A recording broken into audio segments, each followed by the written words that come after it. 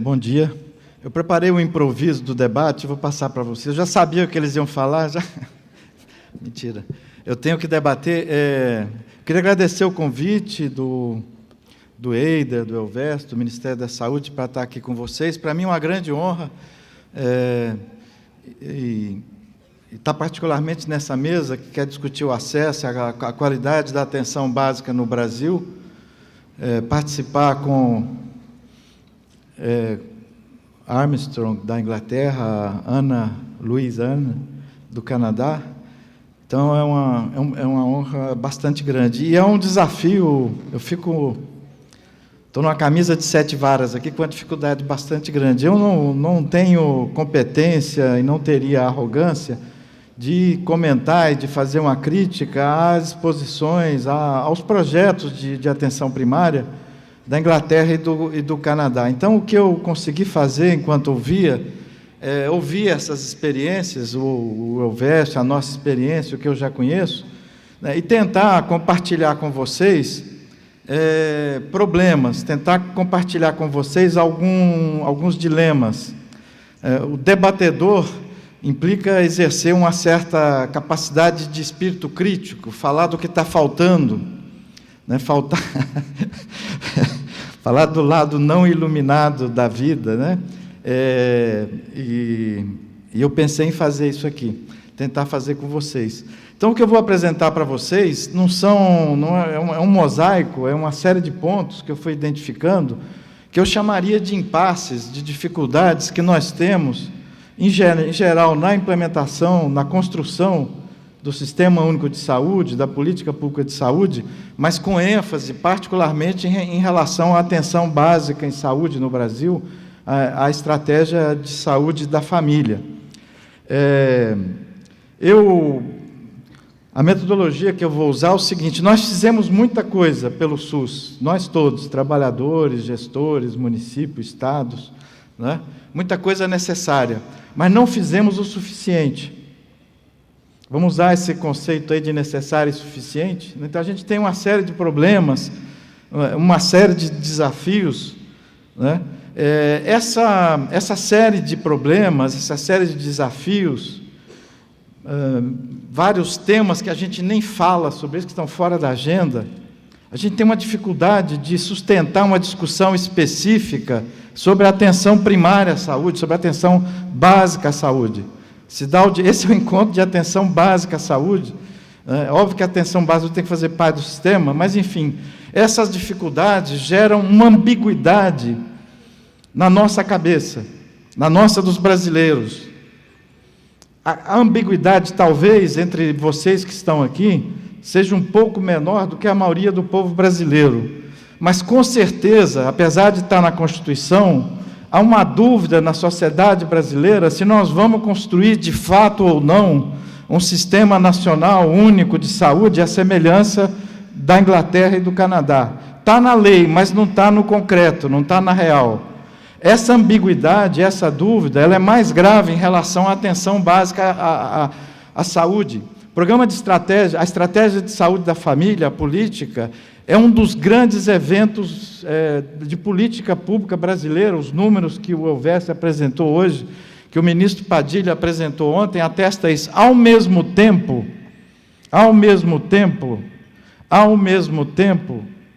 quantos de nós confiamos na eficácia, na legitimidade, na capacidade de acesso, de acolhimento de 60%, de 70%, de 80% dos serviços de atenção básica brasileiros?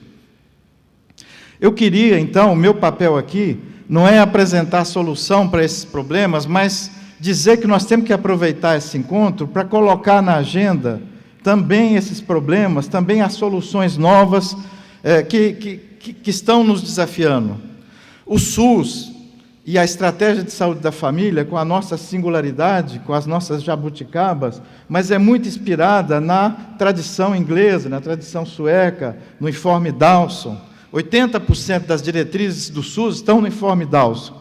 que a Louisiane do Canadá repete aqui hoje, a universalidade, a integralidade que eles chamam de modo compreensivo de abordar a saúde, o direito à saúde, a ideia de sistemas, de rede, a invenção da atenção primária à saúde, não como medicina comunitária focada, não como ações só de saúde pública, de promoção, mas como capaz de atender. Nós devemos tudo isso a essa tradição europeia, particularmente a essa tradição inglesa.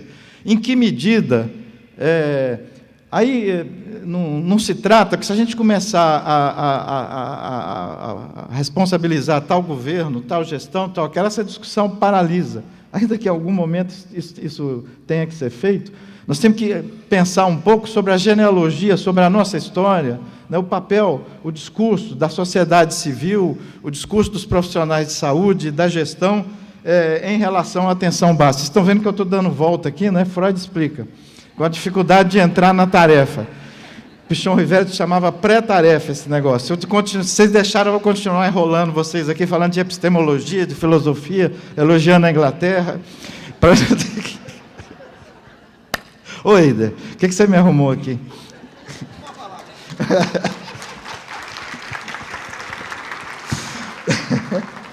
Bom, falando de epistemologia ainda, houve um filósofo pernambucano chamado Chico Science, não sei se vocês lembram dele, que dizia que o problema são problemas demais, né? É o conceito de complexidade brasileiro. A gente tem um conjunto de fatores, então não tem uma solução mágica para a consolidação do SUS, ou mesmo, ou principalmente da atenção básica. Eu vou me dar o direito de falar da atenção básica e ter o SUS como background, como referência.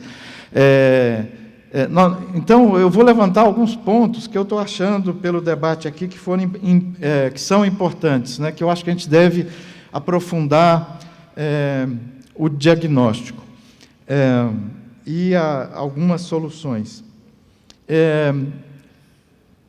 Tendo em vista que a gente tem já um acesso, uma cobertura de quase 100 milhões de brasileiros, ou seja, tem um esforço já construído, necessário, mas não suficiente, o tema da gestão do que nós temos é um tema muito importante, né?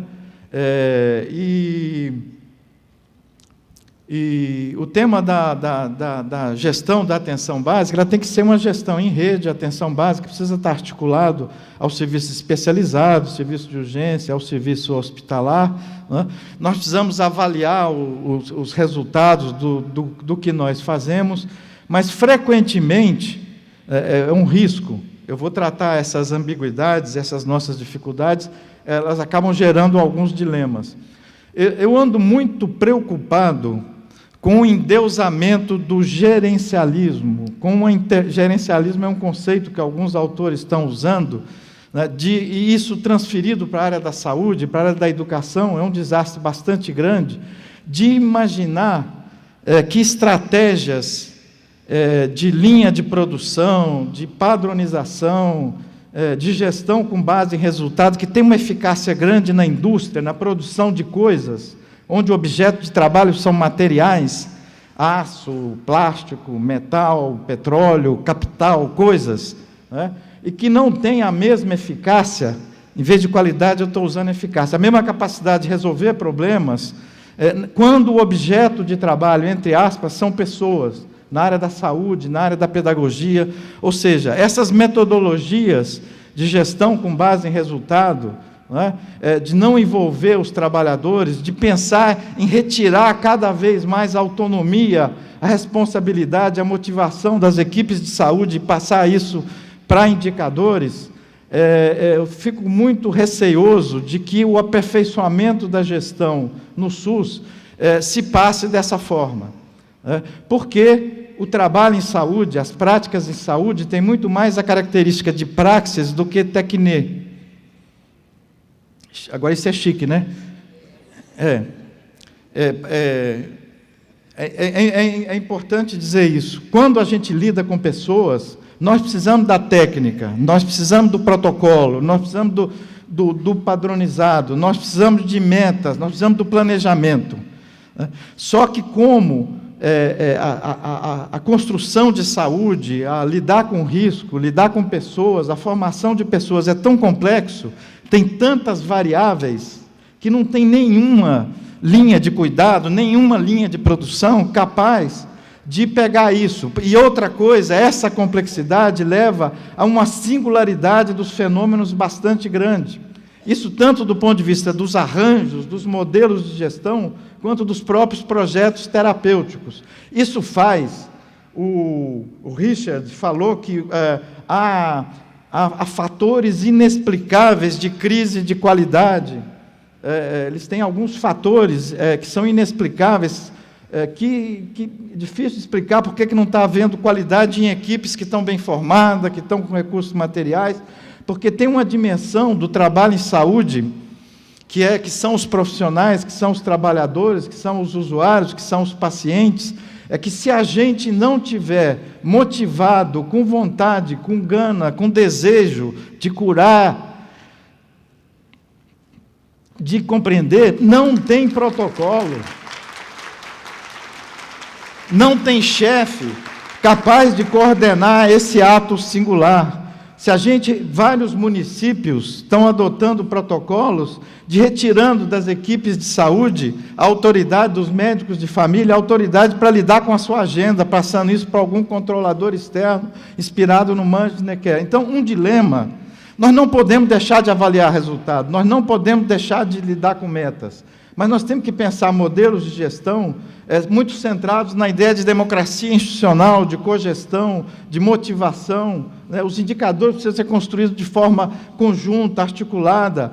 A representante do Canadá falou na accountability, no controle, tanto técnico, tanto por parte do sistema, quanto por parte da população, por parte da sociedade, ou seja, é um controle cultural. Então, um dilema é assim: como é que nós pensamos, inventamos um modelo de gestão? Muita coisa já está inventado nessa tradição do informe Dawson, nessa tradição europeia do sistema de saúde, a ideia de atenção primária, de sistema, de rede, de integração entre os serviços. Agora nós acrescentamos equipe multiprofissional. Como pensar isso no terceiro milênio? Como pensar isso fugindo dessa praga que desconfia dos trabalhadores, dessa praga contemporânea. Então, um dilema que eu queria chamar para vocês é o seguinte: como é que nós avançamos, motivando, envolvendo os trabalhadores?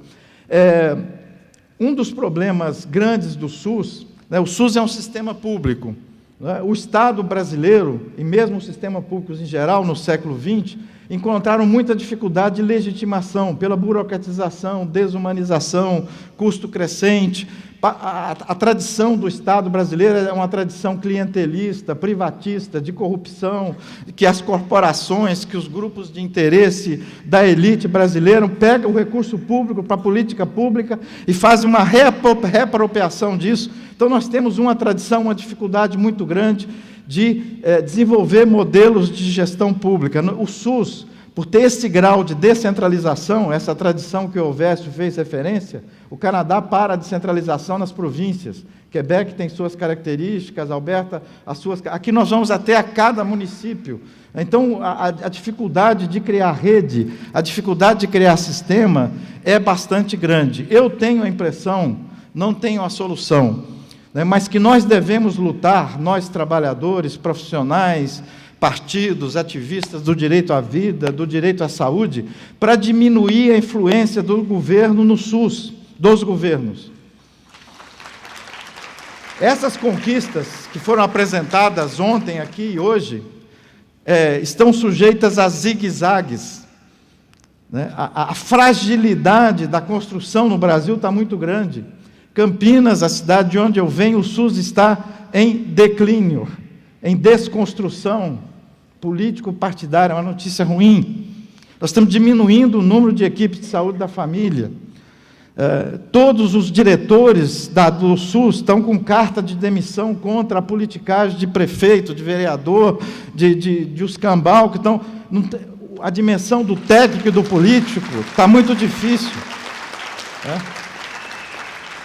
Nós podemos citar a tradição da Grã-Bretanha, Que você tem um sistema público que não está sendo privatizado, porque aí a receita dos neoliberais tendo em vista isso, privatiza, traz a lógica do mercado para dentro do SUS. Aí você nega os princípios do informe Dawson, você nega os princípios dessa tradição.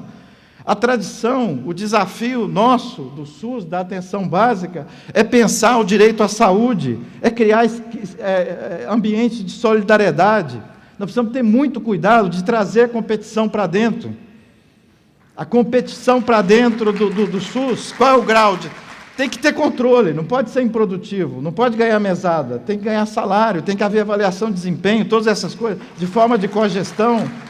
Mas, por outro lado, o mercado, saúde não é negócio. O mercado não conseguiu resolver o problema de saúde pública desde o século XVIII, XIX, a humanidade sabe disso, o Estado tem que interferir, senão vira barbárie sanitária, e a partir de 1920, do informe Dawson, diz: o mercado não dá conta de regular a assistência à saúde, o cuidado à saúde também. Não é só a saúde pública, não dá conta. Por isso precisamos de sistemas públicos. Então, trazer essa lógica não dá certo, né? Mas, no Brasil, nós temos tradição de sistemas públicos com a interferência do poder executivo, do legislativo, da política partidária, dessa transitoriedade que funciona, que são as universidades públicas, federais, não são perfeitas. Então, a nossa cultura tupiniquim, nós também podemos pensar um SUS que vocês, médicos de família, enfermeiros de família, não tenham que mudar de cidade, de bairro, de emprego, de carreira, a cada mudança de prefeito, a cada mudança de secretário.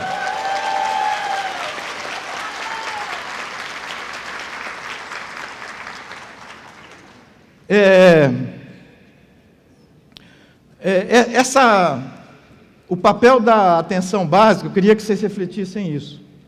Eu não sei se vocês já pensaram isso. Nós estamos remando contra a maré.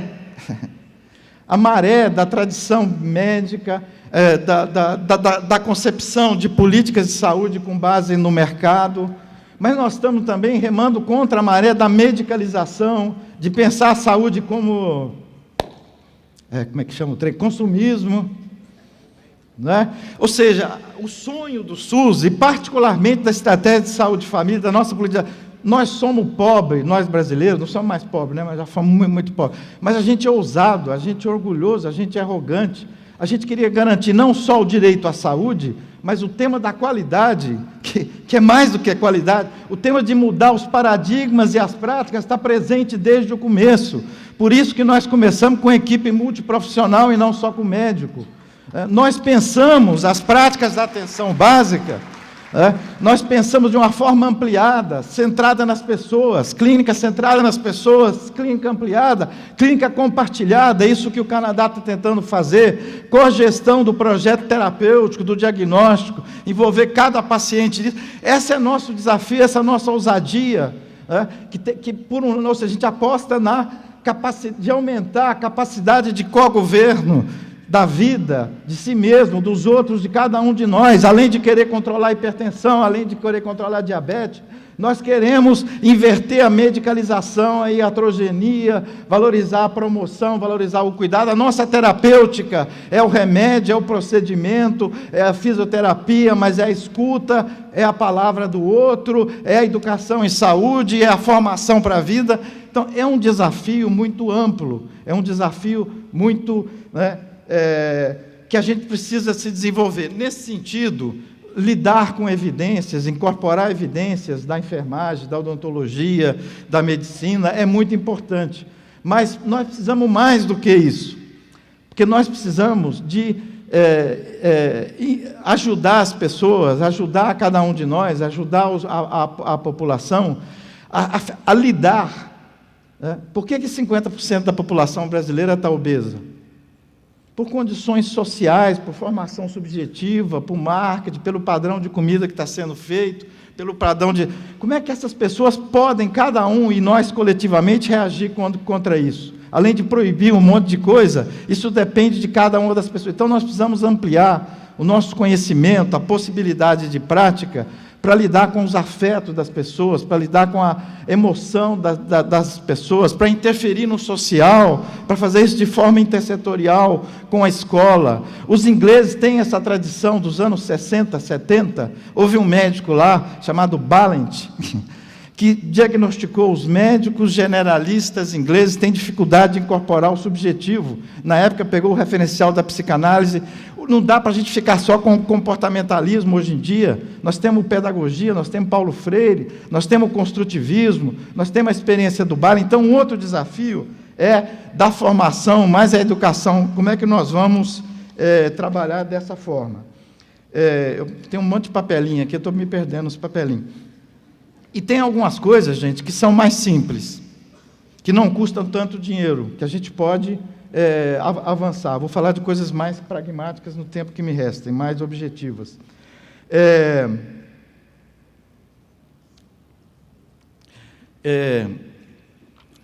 O SUS chama sistema, a gente fala muito em rede, mas, todavia, contudo, porém, entretanto, a nossa integração é baixa. Tanto Armstrong quanto a Anne nos disseram da necessidade de integrar a atenção básica, as equipes de atenção básica, os médicos, os enfermeiros, aos outros serviços de saúde, à rede. Né? O grau de rede que nós temos no Brasil é muito pequena. Os hospitais do SUS, municipais, estaduais, universitários, não estão em rede. Vou repetir, não estão em rede. Não é só os CAPs que são ET. Os CAPs são menos ET, estão no território com a gente. Os hospitais estão, inclusive os municipais, os estaduais, e os conveniados, as Santas Casas, os filantrópicos também trabalham para o SUS, nem se falam. Ambulatórios, policlínicas, serviços de especialidades têm um baixo grau de integração com o SUS. Por quê? Por que nós não, e aí o papel do Ministério da Saúde é grande, das secretarias estaduais, por que nós não criamos normas, regras? Sei que norma não resolve tudo, mas de vez em quando é importante, quando as coisas estão caindo, estão podres, dizendo que a atenção básica, onde tiver, na capacidade de cobertura que tiver, faz coordenação dos casos. Que a atenção básica tem poder para botar um paciente na saúde mental se disser que tem transtorno grave, tipo 1, prioridade 1. Que a atenção básica tem o poder e autoridade para suspeitor de câncer, para botar no oncologista ou na ressonância, onde for, em 24 horas, em 48 horas. Nós temos que fazer isso, porque se cria um ciclo vicioso, né, que não dá para fazer isso porque o programa não está completamente instalado, tem problema de qualidade, e a cultura da população nós temos que respeitar. Isso aí é o ciclo vicioso. Quando é que nós vamos sair dessa cultura da população? Né? Então, eu defendo, ontem o ministro disse que norma não resolve. Como é que nós vamos coordenar a atenção a partir de 70% dos prédios que a vigilância sanitária teria que fechar, se a gente fosse rigoroso? Esse diagnóstico é oficial. 70% das nossas instalações, usando as normas sanitárias brasileiras para serviço de saúde, a gente teria que fechar. Comecemos com isso. Tem gente, tem equipe de saúde, nós temos retaguarda laboratorial, temos retaguarda de medicamentos. Né? Agora, o Elvésio falou, se a gente fosse fazer o PIMAC, a avaliação de resultados com os hospitais, nós não conseguiríamos. Há uma resistência política dos hospitais, isso é político, o conflito é político, não é financeiro. Então, o que eu estou propondo é o seguinte, vamos definir que as equipes de saúde da família, da atenção básica, que têm suas famílias inscritas, que estão no território, etc., têm uma relação estável de coordenação de caso, com protocolos de acesso feitos em cogestão, cuidado com o termo da atenção primária como centro. Eu defendo a cogestão. Né?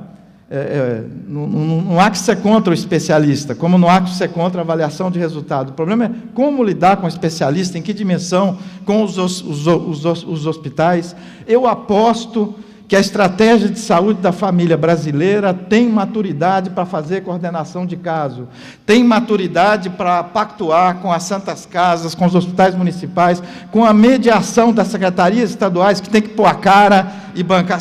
Tem 5 minutos, faltam só 18 problemas. Estou falando demais, né? Mas, enfim, então eu proponho que a gente avance nesse sentido. Outra coisa é o seguinte, é como os especialistas, é como avaliar, a rede, na tradição do informe Dawson, na tradição dos sistemas europeus, ela é uma rede integral, compreensiva, de base regional, macro-regional. As estratégias, que a gente chamava de programa de saúde, de linha de cuidado, de rede temática, são complementares. A estruturação do SUS, os colegiados, o planejamento, a distribuição de vagas de cada região, precisa ser feito de forma de cogestão, com a participação de hospitais, da atenção primária, da saúde mental, da vigilância à saúde, da saúde coletiva, né? E daí sair uma série de prioridades. Nesse sentido, essa ambiguidade da nossa política, tem algumas políticas, tem alguns diretrizes que a gente precisa ter cuidado. Uma é essa coisa da gente investir mais em rede temática, em programa, em linha de cuidado, do que na integração regional. Porque os hospitais não vêm porque são difíceis, mas vêm porque quem paga somos nós. Né? Então, eu estou defendendo isso. Nessa mesma crítica, as UPAs, unidades de pronto atendimento. Se tivesse, como o Elvésio falou, se a estratégia das UPAs fosse uma estratégia da rede de urgência e emergência, para a noite, como disse o Armstrong, e fim de semana, para complementar a saúde da família, está perfeito. Mas não é. A estratégia de unidade de pronto atendimento foi uma estratégia demagógica, perversa, inventada por prefeitos demagogos, para não fazer atenção primária, que é muito caro, que é horizontal, que dá vínculo, que interfere na consciência sanitária, foi inventado em Osasco, Guarulhos, cidade de São Paulo, etc., etc. Não vamos usar? Vamos. Agora, Marcos Drummond, grande epidemiologista de São Paulo, 2011, fez um estudo da atenção, do atendimento médico primário de atenção primária em São Paulo. 70% em 2011 foram feitas pelas UPAs, sem prontuário, sem horizontalidade, sem coordenação de caso, sem abordagem integral, com o dobro de exames da mesma consulta feita na atenção básica de São Paulo, e com a medicalização 30% a 40% maior, não com qualidade menor. No Rio de Janeiro, me passaram o dado antes aqui, que 70% a 80% dos atendimentos das UPAs do Rio de Janeiro são chamadas, entre aspas, azuis, atendimento básico, atendimento primário. Então, na verdade, há uma concorrência. Eu vi Recife esticou a atenção básica, a estratégia de saúde da família, para 70%, 80% da população. A Secretaria Municipal chegava, uma região lá, cobriu 80%, veio a Secretaria Estadual com financiamento do Ministério e mete uma UPA no meio disso.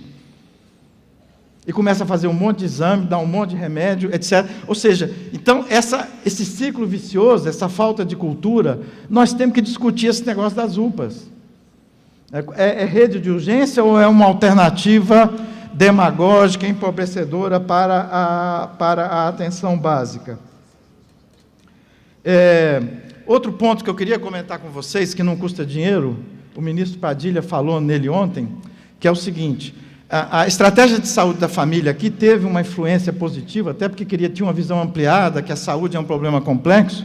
Nós misturamos muito clínica com saúde coletiva, misturou a tradição europeia, brasileira, de atenção básica, medicina comunitária, com saúde pública, com saúde coletiva, para o bem e para o mal. Um dos maus foi isso que a saúde coletiva é muito controladora, é muito esquadrinhadora da população. Então, o Estado brasileiro não pode mais, se a gente quer legitimar a estratégia de saúde da família, dizer para mim, para cada um de vocês, quem é o enfermeiro de família, quem é o médico de família de vocês. Nós temos que ampliar as possibilidades de escolha, preservando outro conceito de território, compatibilizando o tema da promoção à saúde, da saúde coletiva, que precisa muito dessa noção do território demográfico, com a clínica, que precisa de vínculo, de construção de afeto, de interesse, de demanda, desde o começo, entre usuários e profissionais. Nós podemos fazer isso por cidade, por distrito de saúde, nós podemos fazer isso de várias formas. Nessa mesma linha, a casa dos outros é a casa dos outros, inclusive para a equipe de saúde da família, inclusive para o agente de saúde comunitário. Só pode entrar se a família deixar. Tem que pedir autorização, tem que pedir licença. A mesma coisa da escola, tem que pedir licença, tem que pedir autorização, tem que negociar com os professores, tem que combinar como vai fazer, né? Então, repensar essa relação com os usuários. Outra coisa, o pessoal do Canadá, da Inglaterra está perguntando, a gente inventou no Brasil aqui esse negócio do apoio matricial, né? O núcleo de apoio à saúde da família, que é uma ampliação flexível, integrativa, dinâmica da equipe de saúde da família. Como incorporar assistente social, psicólogo, etc, etc. Tempo esgotado, acabou. Não, acabou. Acabou, é só isso. Eu queria lembrar para vocês que, por um lado, o NASF é uma grande criação, eu aprovo, etc, etc. Só que a ideia do apoio matricial é para toda a rede de referência e contra-referência.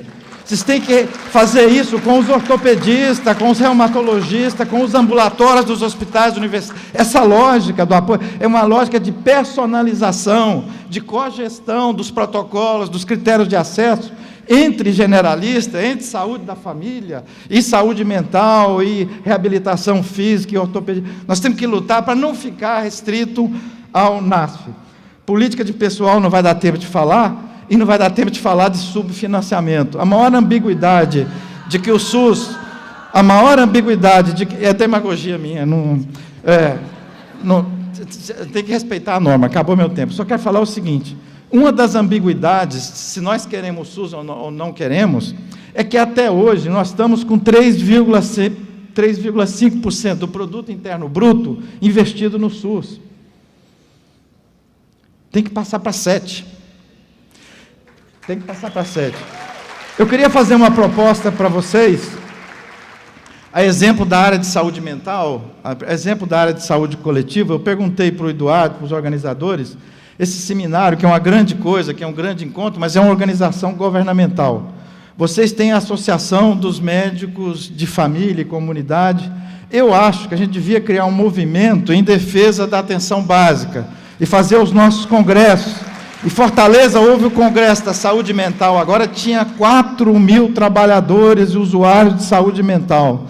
Nós temos que fazer um movimento e organizar grandes congressos massivos, porque boa parte dessas diretrizes, sem uma pressão muito grande da sociedade, e sem uma pressão muito grande de nós, dos trabalhadores, sem uma comunicação, sem uma luta cultural, política, nós temos que fazer essa luta cultural, política com a sociedade, para romper esse ciclo vicioso e fazer pressão sobre os governos para que a atenção básica seja a principal estratégia do SUS, com salário, com carreira. Em relação ao pessoal, é o seguinte, as prefeituras não vão resolver a política de pessoal sozinho.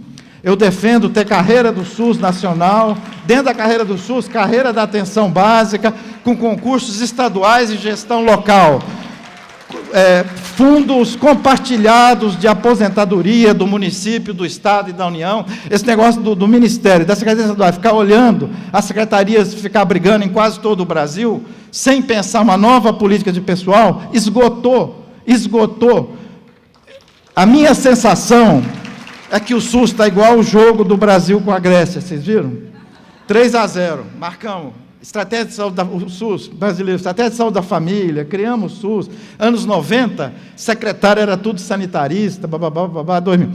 Fim de 2000, um gol contra. O setor privado começa a crescer. Os gestores começam a ser mais na lógica político-partidária, indicado pelas corporações privadas, do que... Está 3-3. Não está 3-2, na minha opinião. Está 3-3. Essa batalha está em jogo. E não adianta ficar cobrando só do governo. O governo tem muito mais constrangimento do que a Associação dos Médicos de Família, do que nós, equipes, do que nós, professores universitários. Vocês viram como eu estou falando com mais liberdade aqui? Posso falar muito mais bobagem. Estou representando a mim mesmo, e ao movimento sanitário. Então, vamos à luta, é isso aí.